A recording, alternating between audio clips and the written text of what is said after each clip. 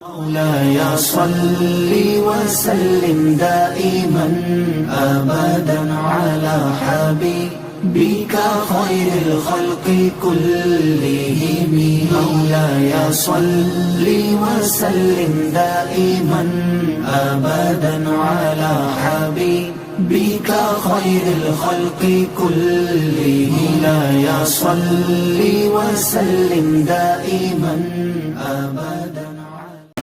نحمده ونصلي ونسلم على حبیبہ الکریم. اما بعد فاعوذ باللہ من الشیطان الرجیم. بسم اللہ الرحمن الرحیم. وما آتاکم الرسول فخذوه وما نہاکم عنہ فانتہوا. صدق اللہ مولانا العظیم. حضرات گرامی، ربیع الاول کی ساعتیں گزر رہی ہیں. ہر مومن نے، ہر عقیدت مند نے کوشش کی ہے کہ ان ساعتوں کو محبت سے منائے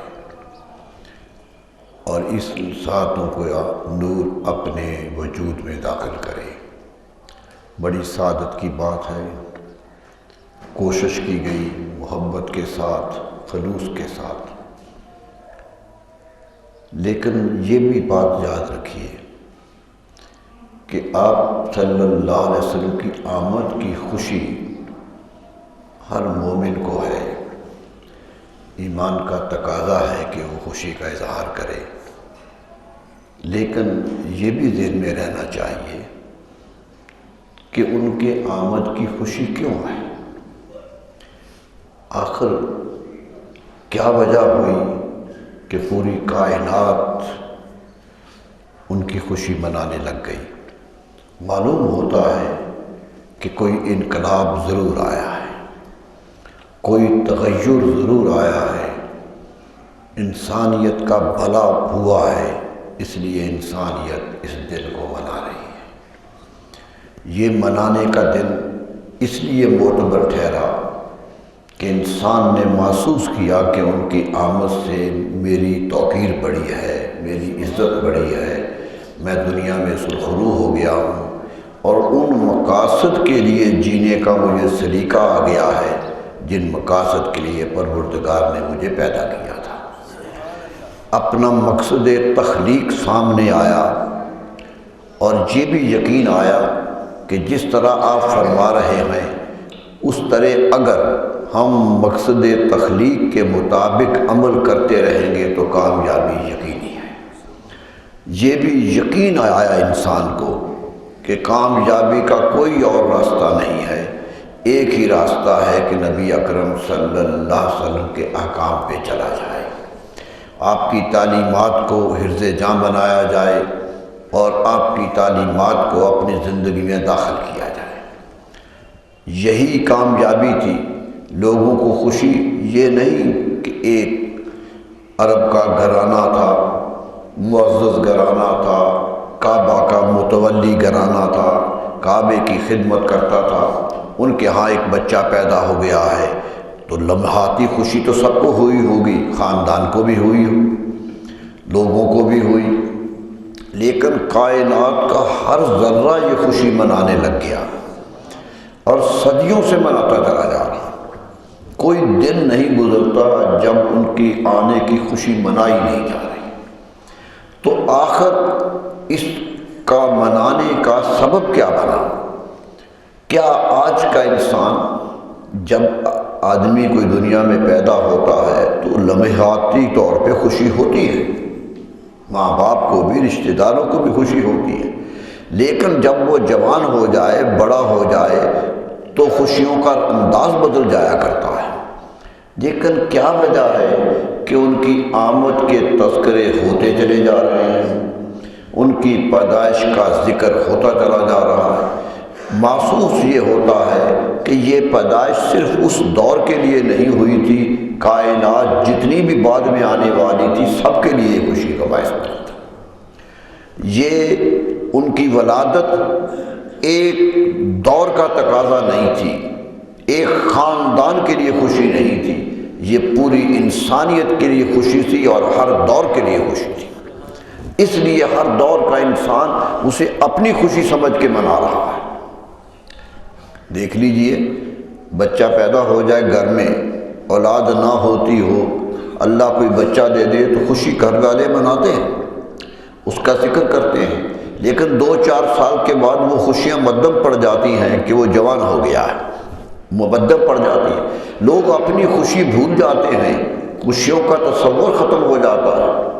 لیکن حیرت کی بات ہے کہ ایک خوشی ایسی کائنات میں آئی تھی کہ وہ ابھی تک اسی طرح تازہ ہے جس طرح اس دور میں تازہ تھی، اس کی تازگی ختم ہی نہیں ہو رہی، ہر ایک کو آج بھی محسوس ہو رہا ہے کہ رحمت تمام تشریف لے آئے تھے، وہ رحمت آ گئی تھی۔ اس کی وجہ یہ ہے کہ جو وہ لائے تھے وہ اس دور کے لیے نہیں تھا، سارے دوروں کے لیے تھا۔ جو بھی وہ رحمت لائے تھے وہ صرف مکے کے شہریوں کے لیے نہیں تھی، وہ مدینہ منورہ کے لوگوں کے لیے نہیں تھی، وہ صرف عرب کے لیے نہیں تھی، عجم کے لیے بھی تھی۔ کائنات میں جتنی بھی مخلوق بستی ہے سب کے لیے وہ رحمت بن کے آئے تھے، اس لیے ہر ایک خوشی محسوس کر رہا ہے۔ اور یہ بھی ایک یاد رکھیے کہ وہ خوشی اس لیے بھی محسوس کر رہا ہے کہ ہر جو سال آتا ہے اس کی خوشی دوبالا ہو جاتی ہے، اس سے اندر اور جوش و ولولہ پیدا ہو جاتا ہے۔ آپ دیکھیے جو جو زمانہ آگے جا رہا ہے خوشی کا انداز بدلتا جا رہا ہے، خوشی کا پیراہن بدلتا چلا جا رہا ہے۔ یہ چیز بتا رہی ہے کہ ہر آنے والا لمحہ اس لمحہ مسعود کو یاد کر رہا ہے، ہر آنے والا۔ لوگ سمجھتے ہیں کہ آج دن آتے ہیں گزر جاتے ہیں، راتیں آتی ہیں گزر جاتے ہیں، صبح ہوتی ہے شام ہوتی ہے، زندگی اسی طرح تمام ہوتی جا رہی ہے، لیکن وہ لمحہ تاریخ کے صفحے پر ایسا آیا کہ وہاں ٹھہر گیا، اور تاریخ اس لمحے سے آگے چل ہی نہیں سکی، آج تک وہی کھڑی ہے، وہ دیکھ ہی رہی ہے کہ وہ لمحہ کیسے آیا تھا۔ کیوں کہ ہر انسان کے سامنے وہ لمحہ آج بھی تازہ ہے۔ ذکر کیجئے پیدائش میں کیا ہوا، لوگ ذکر کر رہے ہیں، رشتہ دار کیا خوشی کر رہے تھے، آج ان کا ذکر ہو رہا ہے۔ اور یہ نہیں کہ وہ ذکر کو خوشی کر رہے تھے، ہم اس خوشی میں شریک ہونے کے لیے اس کا ذکر کر رہے ہیں۔ ہمارے ہاں خوشی میں شرکت کا دعویٰ ہوتا ہے، ہم یہ سوچتے ہیں کہ کس طرح مائی حلیمہ کے پاس گئے ہوں گے، ایک واقعہ ہوا، چلے گئے، 2 سال دودھ پی لیا، دنیا کی تاریخ میں ایک واقعہ ہو گیا، گزر گیا، لیکن آج بھی لوگوں کو یاد ہے کہ وہ کیسے ہوا تھا، یاد اس کی آج بھی ہے، جہاں جہاں گئے۔ حیرت کی بات یہ ہے کہ جہاں قدم رکھ دیا وہ لوگوں کو قدم بھی یاد آئے، جہاں محبت سے دیکھ لیا وہ دیکھنا بھی لوگوں کو یاد ہے، جو زبان سے ادا کر دیا ایک ایک لفظ یاد ہے۔ صحابہ کرام تو زبان سے نکلے ہوئے لفظ کو اڑنے ہی نہیں دیتے تھے، فوراً اپنے ذہنوں میں محفوظ کرتے تھے، اور پھر اس طرح محفوظ کیا۔ آپ ایک واقعہ دیکھ لیں، کوئی پوچھے تو اپنی زبان میں بیان کر دیں گے کہ یوں ہوا تھا، یہ جھگڑا ہوا، یہ معاملہ ہوا، یہ خوشی ہوئی، جو بھی واقعہ ہوا ہو آپ نے دیکھا ہو تو دوسرے کے لیے اپنی زبان میں بیان کر دیں گے۔ لیکن حیرت کی بات ہے کہ جو واقعہ وہاں ہوا تھا وہ آج تک لوگ اسی زبان میں ادا کر رہے ہیں جس زبان میں ہوا تھا۔ اس زبان کا ایک ایک لمحہ، کسی بڑے سے بڑے مسئلے کے کوئی لفظ یاد نہیں رہتے، تعلیمات یاد رہ جاتی ہیں، تعلیمات یاد رہ جاتی ہیں۔ عیسیٰ علیہ السلام دنیا میں تشریف لائے تھے تو لاطینی زبان تھی، انجیل لاطینی میں اتری تھی، آج لاطینی میں انجیل نہیں ہے، آج نہیں ہے، ان کی تعلیمات انگریزی میں ملتی ہیں، دوسروں میں ملتی ہیں۔ سوچئے جس زبان میں وہ خود کلام کرتے رہے وہ زبان ہی زندہ نہیں ہے، تو ان کے زبان کے لفظ کیسے زندہ ہوں گے؟ عبرانی زبان اب یہودیوں نے پیدا کی، جس میں تورات اتری تھی وہ ختم ہو گئی، اب دوبارہ پیدا کرنے کی کوشش کر رہے ہیں اور سوچ رہے ہیں۔ یہ حقیقت یاد رکھ لیجئے، عرب جب دنیا میں آئے تھے، جب عربوں کی حکومت آئی تھی تو عربوں نے تورات کا بھی عربی میں ترجمہ کیا تھا، انجیل کا بھی ترجمہ کیا تھا، اور آج دنیا بھر میں جو انجیل ملتی ہے وہ عربی کے ترجمے سے ترجمہ ہے، یعنی اس کی بنیاد آج عربی کی تورات ہے، عربی کی انجیل ہے۔ ان کی اپنی زبانوں کی نہ تورات زندہ ہے نہ انجیل زندہ ہے۔ تو سوچ لیجئے کہ کس طرح، لیکن نبی صلی اللہ علیہ وسلم کی تعلیمات امریکہ میں پڑھی جا رہی ہوں یا انڈونیشیا میں، پاکستان میں پڑھی جا رہی ہوں یا عرب بولنے والوں پڑھی جا رہی ہیں، وہ لفظ زندہ ہیں، وہ لفظوں کا ایک ایک زبر زیر زندہ ہے۔ یہ ہے زندگی جو عطا کی رب نے۔ قرآن زبان سے نکلا، ایک حافظ پڑھ رہا ہو، زبر کی زیر کرے تو پیچھے 10 بولنے والے ہوتے ہیں، کہتے کہ نہیں رسول اللہ کی زبان سے یوں نہیں نکلا تھا، اس طرح بدلو اس کو۔ حدیث کے ٹکڑے پہ شک ہے، علماء کی زندگیاں اس بارے میں لگاتار مسلسل گزر جاتی ہیں کہ رسول اللہ کی زبان سے یہ لفظ کیسے نکلا تھا۔ لفظ ہی نہیں کہ یہ لفظ یوں تھا عربی کا بول دیا، یعنی نکلا کیسے تھا، آپ اس وقت کیا حالت میں تھے، بیٹھے تھے، کھڑے تھے، چل رہے تھے، کسی سے بات کر رہے تھے، لیٹ رہے تھے، کس حالت میں لفظ کا، یہ لفظ ہی زندہ نہیں ہے، وہ حالت بھی زندہ ہے، ایک ایک زندگی۔ تو محسوس کیجئے کہ کیوں نہ آج تذکرہ ہو جب سب کچھ زندہ ہے اور سب کچھ حیات میں ہے۔ مٹنے والوں کا، جانے والوں کا تذکرہ ہوتا ہے کہ اچھے تھے، لیکن ان کا تذکرہ اچھے تھے کیا نہیں ہو رہا، آج بھی دنیا کے لیے اچھے وہی ہیں۔ تذکرہ یوں ہو رہا ہے کہ ہر آدمی سمجھتا ہے کہ میں ان کی طرح ہو جاؤں تو اچھا ہو جاؤں گا، کوشش کرتا ہے، ایک ایک چیز کے پیچھے چلتے۔ صحابہ کرام تو دیکھتے تھے کہ ان کی بات کیسے ہوتی تھی، کس طرح چلتے تھے۔ میں نے بتایا تھا، محدث سے ایک کبیر سے پوچھا کسی نے کہ آپ نے حدیث پڑھی ہے کہ رسول اللہ چلتے تھے تو یوں محسوس ہوتا تھا جیسے اونچی جگہ سے نیچی جگہ جا رہے ہیں، اس رفتار سے چلتے تھے۔ تو وہ کیسے ہوتا تھا؟ وہ کہنے کے لفظوں میں بتاؤں گا تو تم سوچو کہ کیسے ہوتے تھے، ٹھہرو ذرا۔ وہ کھڑے ہو گئے اور چلنا شروع کر دیا، فرمایا یوں میرے رسول چلتے تھے۔ یعنی چلنا ہی زندہ نہیں ہے، چلنے کی چال بھی زندہ ہے، انداز بھی زندہ ہے۔ تو سوچئے کہ کیسے زبان سے لفظ نکلے تھے کہ کائنات کے صفحہ پہ یوں رقم ہو گئے کہ دنیا بدلتی جا رہی ہے، حالات بدل گئے ہیں، لیکن وہی ہے۔ پھر جماعت علی شاہ صاحب علیہ رحمہ کا ایک جملہ میں نے پڑھا تو حیرت ہوئی۔ کسی نے پوچھا کہ دنیا نئی سے نئی ہوتی جا رہی ہے، کھانے نئے آ رہے ہیں، لباس نیا بن رہا ہے، کپڑے نئے بن رہے ہیں، رہن سہن بدل گیا ہے، مکانوں کے انداز بدل گئے ہیں، تو یہ کیسے ہے؟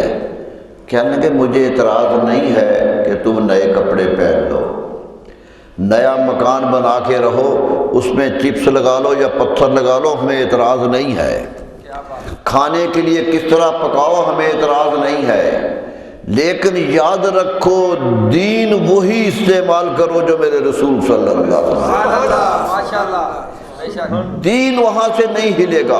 اور جہاں دین کی قید آتی ہے کہ یہ نہیں کھانا ہے، کھانے کا کوئی رنگ بدل جائے وہ نہیں کھانا جو رسول اللہ نے منع کر دیا، اور وہی معتبر ہے جو آپ نے کھا لیا ہے۔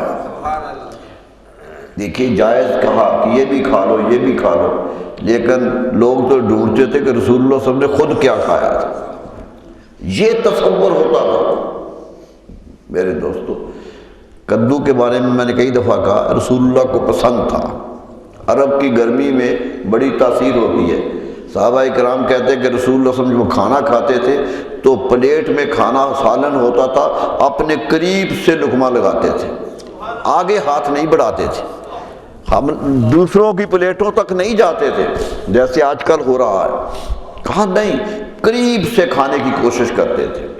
فرمایا لیکن ایک مرتبہ دیکھا کہ کدو کی کاشیں پکی ہوئی تھی، وہ دوسرے کنارے پہ تھی، رسول اللہ کا ہاتھ وہاں تک چلا گیا۔ صحابی ایک ایک ہاتھ کی حرکت دیکھ رہا ہے کہ کیسے ہل رہا ہے، کہ آگے چلا گیا۔ میں سمجھ گیا آپ کو یہ پسند ہے، میں سمجھ گیا کہ یہ پسند ہے کہ اپنی جگہ سے چھوڑ کے آگے آئے ہیں۔ تو کہا مجھے بھی پسند ہے۔ ہارون رشید بادشاہ تھا، پورے بغداد کی حکومت مسلمانوں کا بہت بڑا حکمران، سنہری دور ہے اس کا، ایک خوشحالی تھی مسلمان ملک میں سارے کے سارے۔ اس سے کسی نے یہ روایت بیان کی، کہنے لگا سچی بات یہ ہے، سنی تو میں اب ہے لیکن شروع سے ہی مجھے یہ پسند ہے، شروع سے ہی پسند ہے، میری فطرت میں یہ پسندیدگی موجود ہے۔ ایک درباری تھا، کہنے لگا مجھے تو اچھا نہیں لگتا۔ ہارون رشید جذباتی ہو گیا، کہنے لگا میرا جی چاہتا ہے تجھے قتل کر دوں کہ تجھے میرے رسول کی پسند نہیں آ رہی۔ یہ تھی حالت۔ مسلمان جی رہا ہے ایک مرکز کے گرد، ایک ذات کے گرد جی رہا ہے، وہ انہیں دیکھتا ہے، سوچتا ہے کھاؤں وہی جو وہ کھاتے تھے، پہنوں وہی جو وہ پہنتے تھے، اور زندگی کے کوئی عمل کرنے لگوں تو مڑ کے اپنے رسول کو دیکھ لوں کہ وہ کیا کرتے تھے۔ تو نظریں ٹکی ہوئی ہیں نا ان پر۔ انسان کسی ملک میں بس رہا ہو، آسمانوں پہ رہ رہا ہو یا زمین پہ، نظر وہی ہے، نظر اسی محبوب نظر وہی ہے، اور کائنات کی ساری چیزوں سے محبوب وہی ہے۔ میرے دوستو، پروردگار نے بھی یہی حکم دیا تھا کہ میں اپنا رسول دیکھ رہا ہوں جسے میں نے رسول بنایا ہے، تمہارے تو رحمت عالمین بن کے آئے، تم کیوں نہیں دیکھتے؟ قدرت کہہ رہی کہ ہماری نظروں میں ہے، ہم تو دیکھتے رہتے ہیں ان کو، تم بھی دیکھو، اور جتنی مرتبہ دیکھو اتنا ہی کامیاب۔ دیکھا صحابہ اکرام دیکھتے تھے نا، ٹک ٹکی باندھ کے دیکھتے تھے، نظر ادھر ہی ہوتی تھی کیا دیکھتے ہیں۔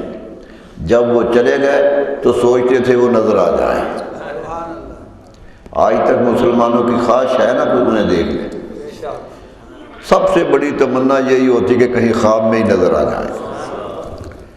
یہی قسمت کی بات ہوتی ہے، آدمی سوچتا ہے کہ وہ خواب میں نظر آ جائیں، اور جس کی خواب میں نظر آتے ہیں وہ فخر سے اس کا ذکر کرتا ہے، وہ فخر کرتا ہے، وہ اپنے تخیل پر کوئی داد نہیں دیتا، وہ اپنے خیال کو داد نہیں دیتا، ان کی آمد کو داد دیتا ہے۔ یہ ہے فرق جو انسان محسوس کر رہا ہے۔ اس لیے قدرت نے کہہ دیا کہ لوگو میرا رسول تمہارے پاس آیا ہے، رحمت بن کے آئے ہیں، میں نے احسان کیا ہے کہ انہیں بھیجا ہے، اب تمہیں کیا کرنا ہے؟ تمہیں کیا کرنا ہے؟ وَمَا آتَاكُمُ الرُّسُولُ فَخَذُوهُ، جو کچھ میرا رسول تمہیں دے دے وہ لے لیا کرو، جو دے دے لے لیا کرو۔ یہ نہیں کہا کہ عبادت دیں تو لے لیا کرو، یہ نہیں کہا کہ کھانے کی چیزیں دے دے، فرمایا جو بھی دے دے، جو بھی تمہیں دے تم لے لیا کرو۔ وَمَا نَهَاكُمْ عَنْهُ فَانْتَهُوا، اور جس چیز سے بھی وہ روک دے رک جایا کرو۔ ایک ہی قانون بتا دیا کہ لو وہ جو وہ دیتے ہیں، رکو اس سے جو سے وہ روکتے ہیں۔ میرے دوستو، یہی ایمان ہے، یہی اسلام ہے۔ اسلام نام ہے میرے نبی صلی اللہ علیہ وسلم کی پسند و ناپسند کو مان لینے کا، کہ جو بھی دے دیں۔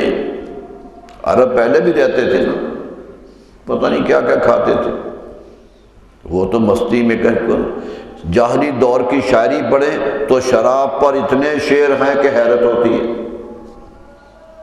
اور شراب کی تعریف ہی تعریف ہے، ایسے ایسے شعر کہ آدمی حیرت زدہ ہو جاتا ہے۔ مشاشاتن کأن الخص فیہا، کہتا ہے کہ یوں چمک رہی ہے شراب جیسے اس میں زعفران پڑا ہوا ہوتا ہے، اس اس طرح مہکا رہی ہے، اذا ما الماء خالطها سخینہ، جب اس میں کچھ پانی ملایا جاتا ہے تو وہ اور بھڑک اٹھتی ہے اور ہم سخاوت کرنا شروع کر دیتے ہیں۔ یعنی کردار دکھا رہا ہے اپنا، سب کچھ ان کے ساتھ ذکر کر رہا ہے۔ پسند تھی عربوں کی، عربوں کے ہاں یہ جزو خوراک تھی، دور دور سے آتی تھی، باہر سے منگوائی جاتی تھی، لیکن نبی صلی اللہ علیہ وسلم فرمایا کہ چھوڑ دو، اتنی بات کہی کہ چھوڑ دو۔ پہلے کہا اس میں نفع تھوڑے ہیں، نقصان زیادہ ہے۔ ٹھیک ہے مستی آ جاتی ہے، ذرا دنیا کا غم بھول جاتا ہے، لیکن نقصان زیادہ دیتی ہے۔ صحابہ کرام سمجھ گیا کہ رسول اللہ نے کہہ دیا ہے نقصان زیادہ ہے نفع کم ہے، چھوڑ دیا۔ بڑے بڑے صحابہ چھوڑ گئے۔ پھر کیا ہوا؟ پھر حکم آ گیا کہ فَاجْتَنِبُوهُ، بچ جاؤ، یہ شیطان کا کام ہے، مسلمان کا کام ہی نہیں۔ کہتے مدینہ منورہ میں لوگوں کے گھروں میں مٹکے بھرے ہوئے تھے شراب کے، خرید خرید کے لائے تھے کیونکہ وہ تو روز پیتے تھے۔ کہا لوگوں نے مٹکے اٹھا کے مہنگے سے مہنگا مٹکا بھی بازار میں پھینک دیا، اور مدینہ منورہ کی گلیوں میں پانی کی طرح شراب بہہ گئی۔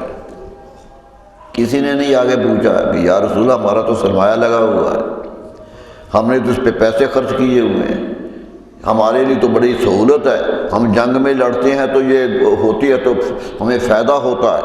یعنی کئی دلیلیں، آج ہم دلیلیں دیتے ہیں کہ یہ چیز منع ہے، کیوں منع ہے، کس خوبی سے منع ہے، اس کے تو فائدے ہی بڑے ہیں، ہم ہزار بہانے کرتے ہیں، لیکن صحابہ کرام کا ایک واقعہ ایسا نہیں ہے کہ انہوں نے آ کے بہانہ کیا، جس کے پاس تھی پھینک دی، نہ دولت دیکھی نہ اس کی محبت دیکھی۔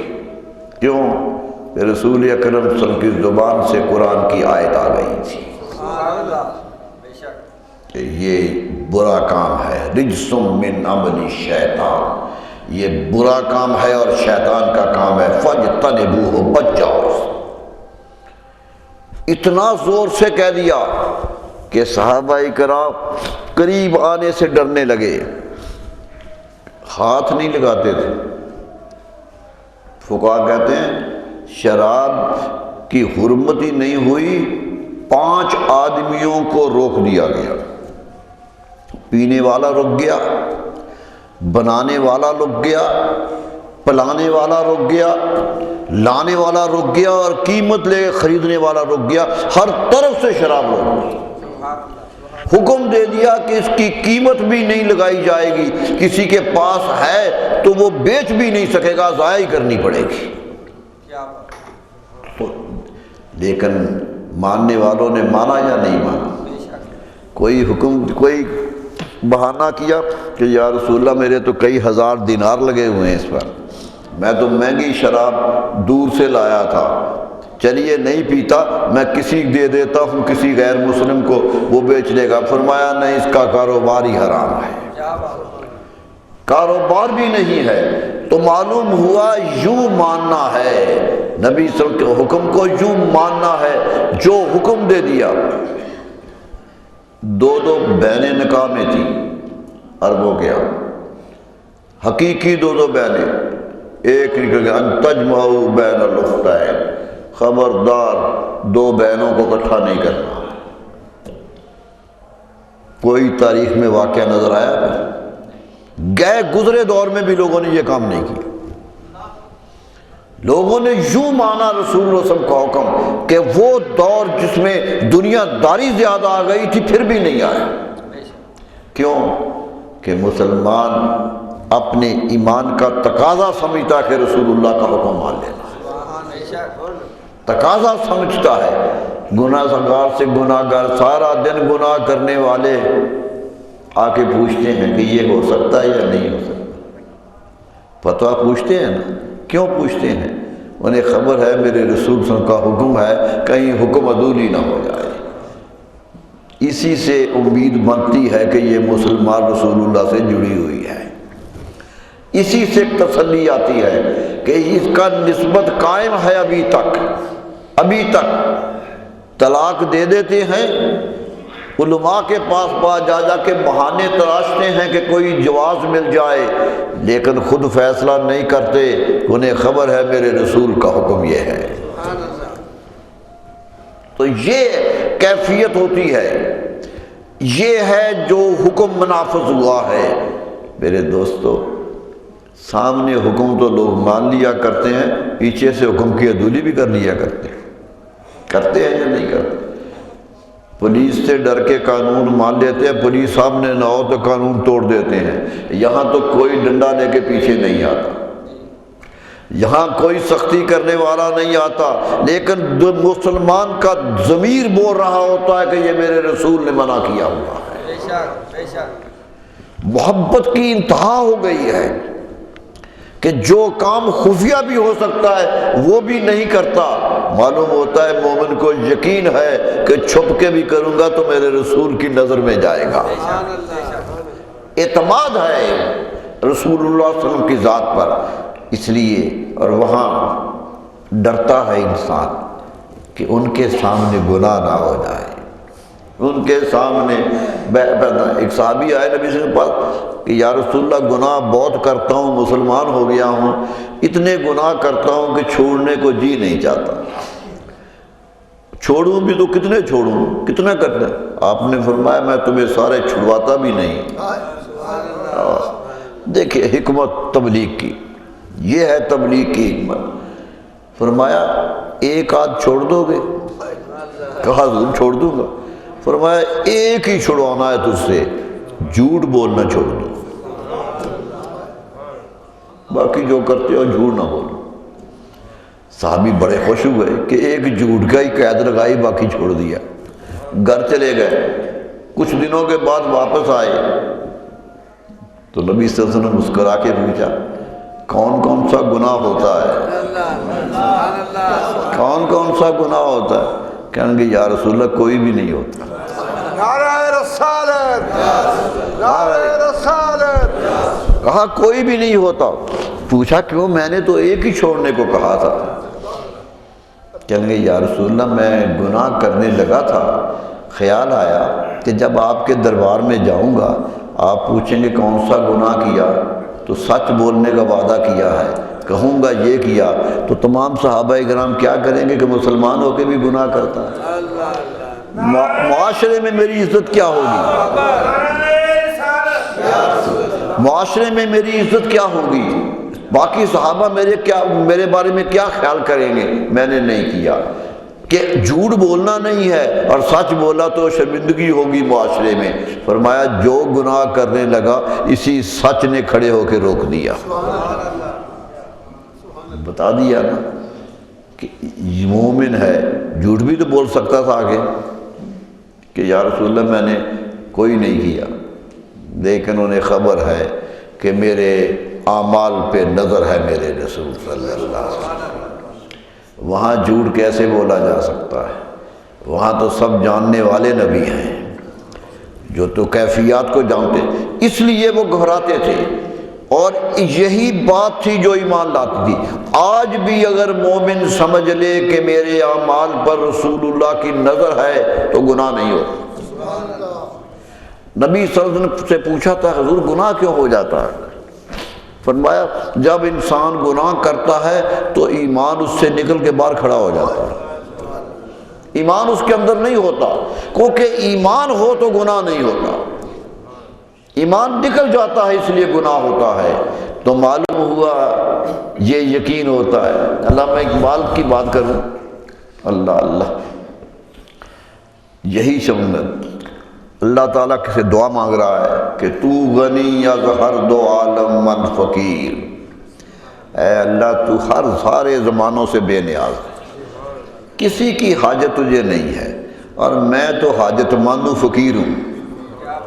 تو غنی ہے میں فقیر ہوں، تو غنی از ہر دو عالم من فقیر، روز معاشر عذر ہائے من پذیر، قیامت کو میں معافی مانگوں گناہوں کی تو بخش دینا، عذر پیش کروں تو قبول کر لینا، یہ دعا مانگ رہا ہے کہ تو غنی ہے، میں فقیر ہوں، اگر گناہ کر کے آ جاؤں تو اے اللہ تیرے دربار میں تو میرے گناہوں کی عذر قبول کر لینا۔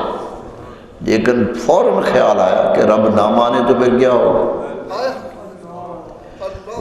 وَغَرْ حِسَابُ مُرَاتُ بِینِی نَاگُزِیر، یا اللہ اگر تو حساب میرا لازمی سمجھتا کہ لے ہی لینا ہے، معافی دینی نہیں ہے، یہ گناہ کیا تو اس کی سزا دینی ہے، تو گناہ میرا ناگزیر سمجھ لے تو پھر کیا کرنا میرے مولا؟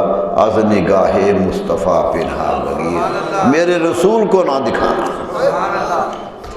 تڑپ اٹھا اقبال کہ رسول اللہ کے سامنے نہ لے کے جا رہا، کہ رسول اللہ کے سامنے جا کے شرمندگی ہوگی۔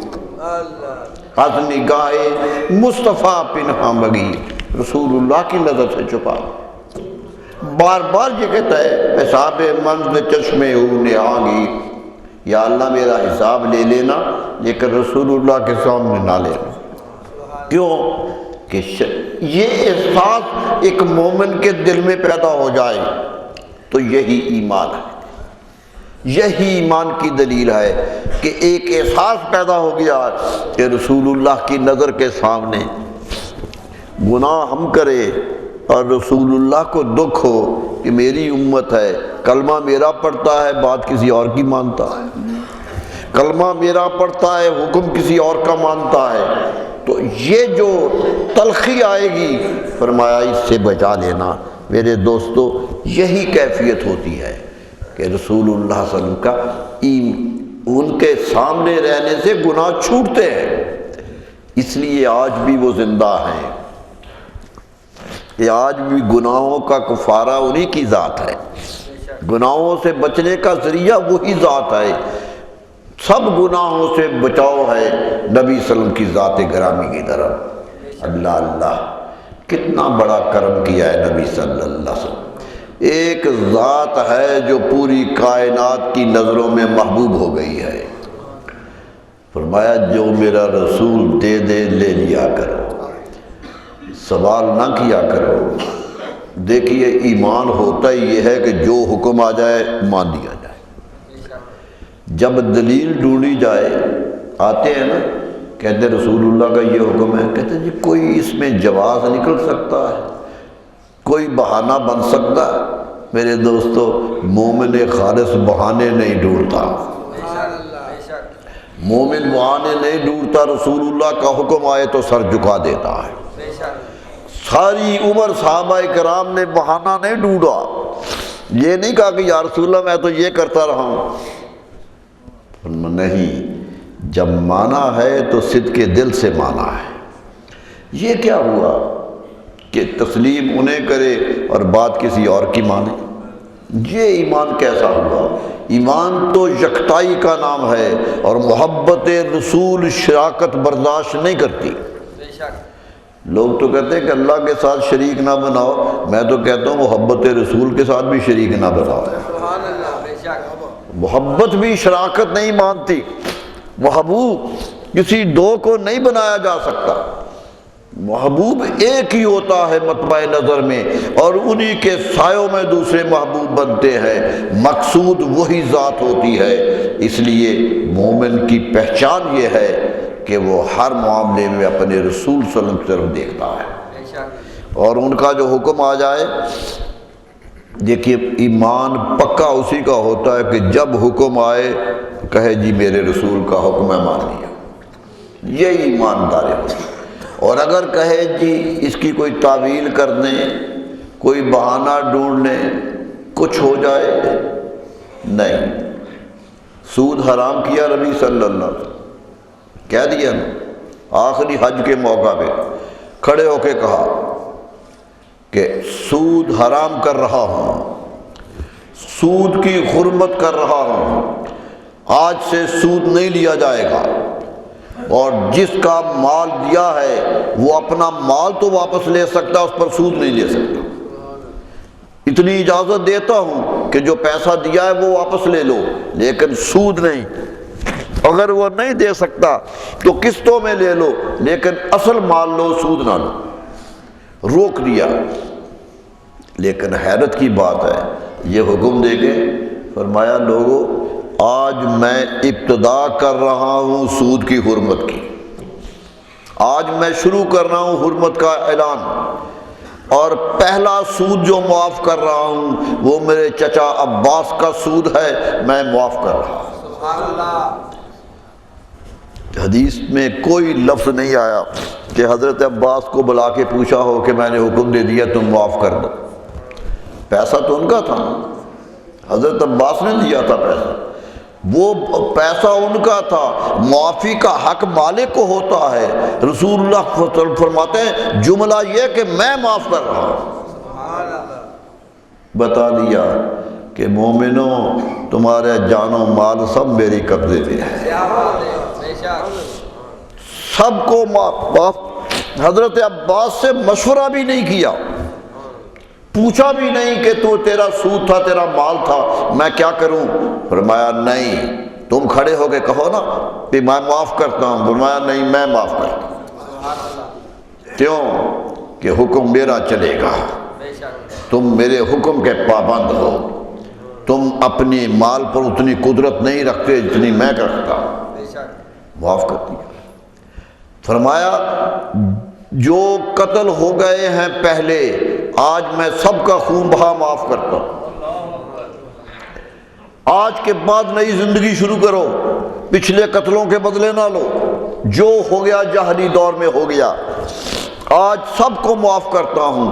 اور اپنے خاندان کا قاتل تھا، اپنے خاندان کا مقتول تھا، ایک آدمی قتل ہو چکا تھا، اس پر کافی سالوں سے بحث چل رہی تھی کہ اس کا بدلہ لینا ہے، فرمایا میں آج قتل معاف کر رہا ہوں۔ میرے دوستو مقتول کا بھائی موجود تھا دربار میں، حج میں موجود تھا، بھائی سے نہیں پوچھا کہ میں معاف کرنے لگا، فرمایا میں مقتول کا خون بہا معاف کرتا۔ طاقت دکھا دی کہ نبی کی یہ طاقت ہوتی ہے، اس طاقت کو تسلیم کرو، تم اپنی زندگی میں رسول اللہ کا حکم نافذ کرو گے تو ایمان لاؤ گے۔ قرآن کہتا ہے وَمَا آتَاكُمُ الرَّسُولُ، جو بھی تمہیں رسول دے دیں لے لیا کر۔ یہ نہ سوچو، لوگ کہتے ہیں جی نبی جو کہیں اللہ کا حکم ہو تو مان لو، میرے دوستو یہ کیسے ثابت کرو گے اللہ کا حکم؟ وہ تو زبان حکم الہی بولتی ہے، وَمَا يَنطِقُ عَنِ الْهَوَىٰ إِنْ هُوَ إِلَّا وَحْيٌ يُوحَىٰ، وہ تو اپنی خواہشات سے بولتے ہی نہیں ہیں، قرآن کہتا ہے وحی ہوتی ہے جو بول رہے ہیں، ان کی زبان پہ تو وحی کی قید لگی ہوئی ہے۔ تو اس لیے یہ بہانہ بھی نہیں کہ یہ آج کہتے ہیں لوگ کہ رسول اللہ صلی اللہ علیہ وسلم نبی تھے، جو نبی کی حیثیت سے کام کرے وہ قبول کر لو، اور جو عرب کے ایک فرد کی حیثیت سے کام کریں وہ نہ قبول کرو، اگر نہیں کر سکتے تو نہ کرو۔ میرے دوستو یہ تفریق کون کرے گا؟ یہ لائن کون کھینچے گا کہ یہ کام رسول اللہ کے ذاتی تھے اور یہ کام نبوت کے تھے؟ میرے دوستو ان کا تو وجود نبوت ہی نبوت تھا، ان کا تو قرآن کہتا جو دے دیں لے لو، جو کچھ دے دیں لے لو، جس سے منع کرے رک جاؤ۔ یہ پیغام تھا آنے والوں کو کہ کبھی اتنا سوچو کہ یہ حکم۔ ایک بات کہتے ہیں آج کل، میں اس کا بھی جواب دے دینا چاہتا ہوں، کہتے ہیں جی دنیا کے معاملات میں تو کبھی وہ مشورہ دے دیتے تھے تو صحابہ مان لیتے تھے، کبھی آپ نے روک دیا کہ نہ کرو تو وہ رک گئے۔ میرے دوستو یہاں بھی ایک اصول سمجھ لو، جو بھی نبی صلی اللہ علیہ وسلم حکم دیتے ہیں وہ ماننے کے قابل ہے، کوئی جواز نہیں ہے اس سے پیچھے ہٹنے کا۔ ہاں خود اپنا حکم واپس لے لے تو ان کی مرضی، کسی مومن کو حق نہیں ہے کہ فیصلہ کرے کہ یہ ماننے کے قابل ہے اور یہ ماننے کے قابل نہیں ہے، ان کا اپنا فیصلہ ہے۔ دیکھیے توہین رسالت کرنے والے کے لیے حکم ہے قتل کر دیا جائے، قتل کا حکم ہے، قتل کر دیا جائے۔ حضرت فاروق اعظم نے تو اس کو قتل کر دیا تھا جو حکم ماننے سے انکاری تھا۔ آپ نے سنا کہ حضرت فاروق اعظم کے دنیا میں تشریف فرما تھے، نبی صلی اللہ علیہ وسلم بھی موجود تھے، ایک مسلمان اور یہودی کا کسی لین دین پہ جھگڑا ہو گیا۔ یہودی ابھی مدینہ میں رہتے تھے، کچھ چیز لی تھی، اس نے کہا اتنی ہے، جھگڑا ہو گیا۔ پر دونوں رسول اللہ صلی اللہ علیہ وسلم کے پاس آئے کہ جی ہمارا جھگڑا فیصلہ کر دیا۔ آپ نے پوچھا کیا مسئلہ ہے؟ اس نے مسئلہ بتایا، یہودی نے اپنی تعویل بتائی، دونوں کی باتیں سنی، فیصلہ یہودی کے حق میں دے دیا کہ اس معاملے میں یہودی سچا ہے۔ مسلمان کے دل میں آیا نبی میرے ہیں، فیصلہ یہودی کے حق میں دے دیا۔ مانتا ان کو میں ہوں، یہودی تو مانتا ہی نہیں ہے۔ یعنی ایک خیال خام پیدا ہو گیا، ایک غلط خیال پیدا ہو گیا۔ کہنے لگا یہودی سے نہیں ابھی فیصلہ نہیں ہوا، چلو حضرت فاروق اعظم کے پاس چلتے ہیں، ان سے فیصلہ کروا دیں۔ یہودی نے کہا تمہارے نبی نے فیصلہ کیا۔ کہنے لگا نہیں چلو، حضرت فاروق اعظم کے پاس چلے گئے۔ دروازہ کٹکھٹایا، وہ باہر آئے، کہنے لگے ایک مقدمہ ہے ہمارا، اس کا فیصلہ کروانا ہے، آپ ذرا فیصلہ کر دیجیے۔ یہودی کہنے لگا اے عمر یہ سوچ لو، یہ فیصلہ تیرے نبی نے کر دیا، لیکن یہ مطمئن نہیں ہے اس فیصلے پر، اس لیے تیرے پاس آ گیا ہے۔ حضرت فاروق اعظم کہنے لگے ٹھہرو فیصلہ کرتا ہوں۔ حدیث ہے کہ اندر گئے، تلوار لے کے آئے اور مسلمان کی گردن اڑا دی۔ فرمایا اسے رہنے کا حق حاصل نہیں ہے جو میرے رسول کا فیصلہ نہیں مانتا۔ سامنے کر دیا کیا ہوا تھا، توہین، حکم ماننے سے انکار کیا۔ فرمایا یہ بھی توہین ہے کہ حکم ان کا اور تم اس میں شک کرو، حکم کو حکم سمجھ کے تسلیم کرو۔ یہ تھا کیفیت کہ جو کہتے ہیں وہ تسلیم کر لو۔ یہ فیصلہ جو حضرت عمر رضی اللہ عنہ نے قتل کر دیا، یہ دنیا داری کا فیصلہ تھا یا نماز روزے کا فیصلہ تھا؟ یہ تو لین دین کا مسئلہ تھا، پیسے لینے دینے کا، دنیا داری کا مسئلہ تھا۔ حضرت فاروق اعظم کا ایمان یہ تھا کہ دنیا داری کا بھی فیصلہ رسول اللہ کر دے تو ماننا پڑے گا، دین کا فیصلہ نہیں، دنیا کا فیصلہ بھی تمہیں تسلیم کرنا پڑے گا، اور تسلیم ہوا۔ میرے دوستو یہ تھا صحابہ کا ایمان، صحابہ اس ایمان سے جیتے تھے۔ بدقسمتی یہ ہے، کمزوری مسلمانوں کی یہی ہے آج کہ ہم ان کا حکم ماننے سے ہچکچاتے ہیں اور ایمان کا اعلان بھی کرتے ہیں، ایمان کا اعلان بھی کرتے ہیں۔ میرے دوستو یہ نہیں، اللہ اللہ۔ ایک حبشی رسول اللہ صلی اللہ علیہ وسلم کے دربار میں آیا، غلام تھا، بڑا قد و قامت تھا جس طرح حبشیوں کا ہوتا، لیکن سیاہ رنگت، ہونٹ پھٹے ہوئے، خالص حبشی، اسلام قبول کر لیا۔ نبی صلی اللہ علیہ وسلم کو بڑا پیار آیا کہ یہ اسلام میں آ گیا ہے۔ وہ رنگ و روپ دیکھ کے پیار نہیں کرتے تھے، اسلام سے پیار کرتے تھے، بڑا پیار کرتے۔ کچھ دن رہا، ایک دن کہنے لگے تیری شادی ہوئی ہے؟ اس نے کہا حضور میں تو باہر کا رہنے والا ہوں، مجھے کون دے گا، یہ تو بڑا معزز قبیلہ یہاں بستا ہے، مجھے کون دے گا؟ فرمایا اگر میں شادی کروا دوں تو قبول ہے؟ کہنے لگا حضور آپ کی مرضی ہے۔ فرمایا فلاں گھرانہ ہے، جاؤ چلے جاؤ، خود جا کے اس کا نام یہ ہے، دروازے پہ دستک دینا، باہر آئے تو کہنا رسول اللہ نے بھیجا ہے کہ بیٹی سے شادی کرو۔ رسول اللہ صلی اللہ علیہ وسلم نے بھیجا ہے کہ شادی کر دو۔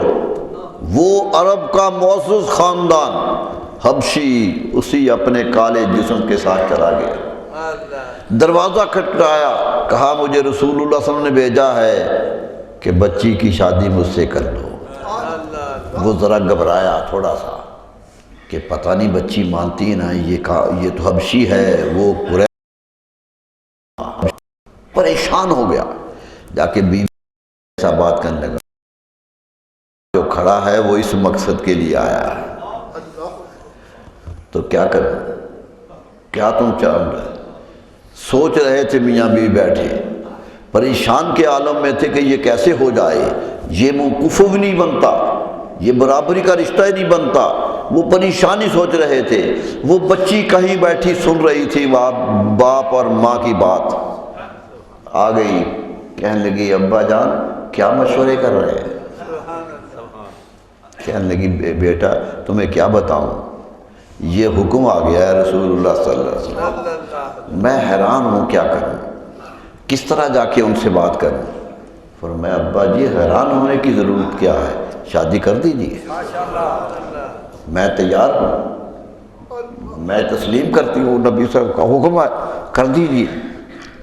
کہنے لگی بیٹا وہ بڑا کالا ہے، حبشی ہے، اللہ اللہ کہنے لگی ابا جان وہ تو کالا ہے، بیچنے والا تو 14ویں کا چاند ہے۔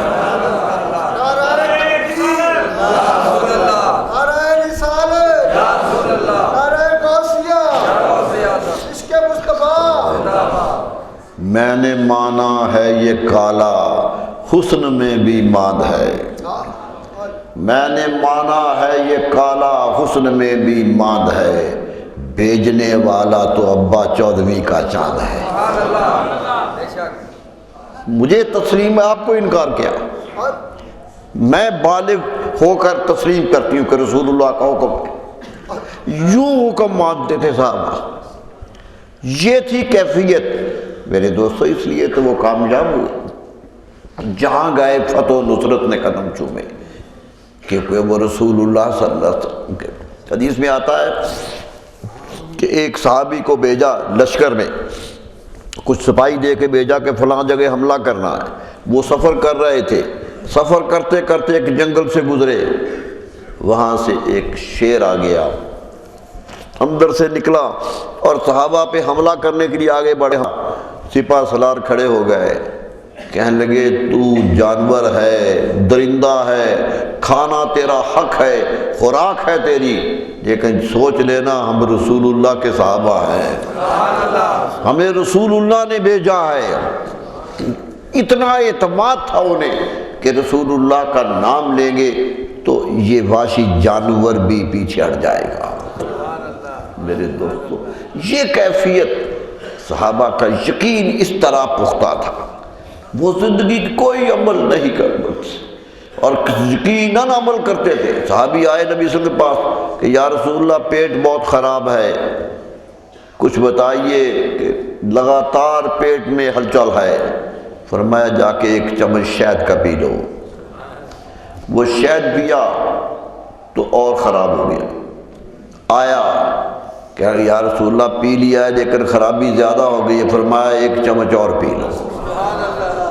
پھر بھی انکار نہیں کیا، جا کے پھر پی لیا تو حالت بہت ہی نازک ہو گئی، تڑپتے تڑپتے آئے، جان نکلنے والی تھی، کہا یا رسول اللہ حالت یہ ہو گئی، فرمایا جاؤ تیسری مرتبہ پی لو۔ پی لیا تو ٹھیک ہو گئے۔ فرمایا یقین سے پیا کرو، جو میں کہتا ہوں یقین کے ساتھ چلا کرو۔ زبان میری ہے، شہد اللہ کہتا ہے شفا ہے، فیہ شفاء للناس، قرآن پکار کے کہتا ہے اس میں لوگوں کے لیے شفا ہے، اور ناس کہا لوگوں کے لیے، یہ نہیں کہا کہ فلاں مرض کی شفا ہے، سب لوگوں کو شفا کہہ دیا۔ رسول اللہ صلی اللہ علیہ وسلم کہتے کرو۔ میرے دوستو یہی زندگی کا حصہ ہے، جس نے مانا ہے وہ دنیا میں کامیاب ہے، شرط یہ ہے کہ ماننے کی عادت پڑ جائے، شرط یہ ہے کہ خلوص سے ماننے کی توفیق مل جائے۔ ہم مانتے ہیں بد دلی کے ساتھ، ذرا نقصان ہونے کا خطرہ ہو تو قانون بھول جاتا ہے، ذرا تجارت میں گھاٹے کا ہو تو بے ایمانی شروع کر دیتے ہیں، یہ ہوتا ہے۔ میرے دوستو نہیں، جنہوں نے مانا ہے، نبی صلی اللہ علیہ وسلم کو حکم ہے کہ جب چیز بیچنے لگو تو اس کے عیب بھی بتایا کرو، اس کی خوبیاں بھی بتایا کرو، تاجر کبھی خوبیاں بتا کے چیز نہ بیچے، عیب بھی بتائے تاکہ سننے والا اندھیرے میں نہ رہے، خریدنے والا دیکھ کے خریدے۔ خود بتاتے تھے کہ ایسا کرنا ہے، حکم مانا لوگوں نے۔ حضرت امام ابو حنیفہ علیہ الرحمہ کے کپڑے کا کاروبار کرتے تھے، ایک تھان آ گیا جس میں کچھ نقص تھا، آپ نے اپنے ملازم سے کہا کہ یہ تھان علیحدہ رکھ لو، اگر کوئی یہ تھان لینے آئے تو اسے بتا دینا ہے کہ یہ خرابی ہے، اس میں یہ خرابی بتا کے بیچنا ہے، اسے اندھیرے میں نہیں رکھنا ہے۔ چلے گئے گھر، ملازم تھا، ایک خریدنے آیا، اسے یاد ہی نہیں رہا، اس نے بیچ دیا۔ آئے تو دیکھا تھان نہیں ہے، کہا وہ کہاں گیا؟ کہا حضور میں نے بیچ دیا ہے۔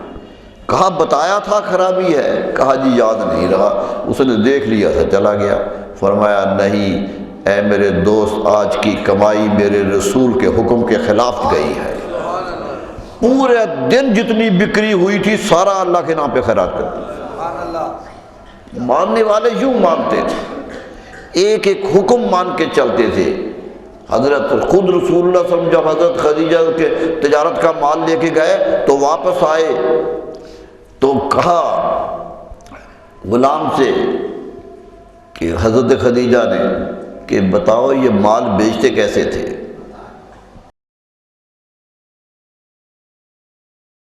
بیچتے تھے، چیز سامنے رکھتے تھے اور کہتے تھے یہ اس میں خرابی ہے، یہ خرابی ہے، ساری خرابیاں گنے کہتے تھے یہ خوبی بھی ہے۔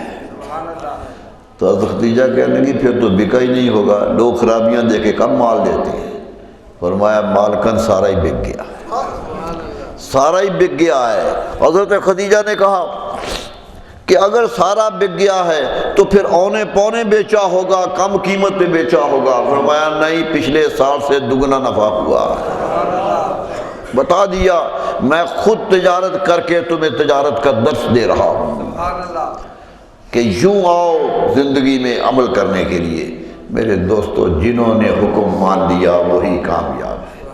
اللہ تبارک و تعالی ہمیں رسول اکرم صلی اللہ علیہ وسلم کے حکم ماننے کی توفیق دے۔ ان کی خوشی مناؤ لیکن حکم پر بھی عمل کرو۔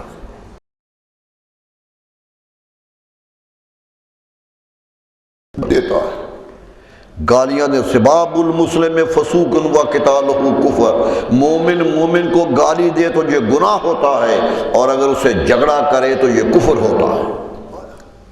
کتنا معاشرہ قائم کیا، زبان درازی بھی روک دی کہ زبان بھی نہیں چلانی ہے، کیوں کہ وہ بھی اللہ کا بندہ ہے اور آدم علیہ السلام کی کلکم من آدم و آدم من تراب، تم سب آدم کی اولاد ہو اور آدم مٹی سے بنے تھے، اس لیے تمہیں خاکساری آنی چاہیے، انکسار آنا چاہیے، غرور و تکبر نہیں آنا چاہیے۔ مومن کی تعریف قرآن کہتا ہے کہ سر جھکا کے چلتے ہیں رب کے سامنے، اکڑتے نہیں ہیں۔ یہ اکڑنا مومن کی صفت نہیں ہوتی، مومن تو عاجزی کا مرکہ ہوا کرتا ہے۔ اللہ تعالی ہمیں ایسی زندگی گزارنے کی توفیق عطا فرمائے۔ وآخر دعوانا الحمدللہ۔ مولاي صل وسلم دائما أبدا على حبيبك خير الخلق كلهم، مولاي صل وسلم دائما أبدا على حبيبك خير الخلق كلهم، مولاي صل وسلم دائما أبدا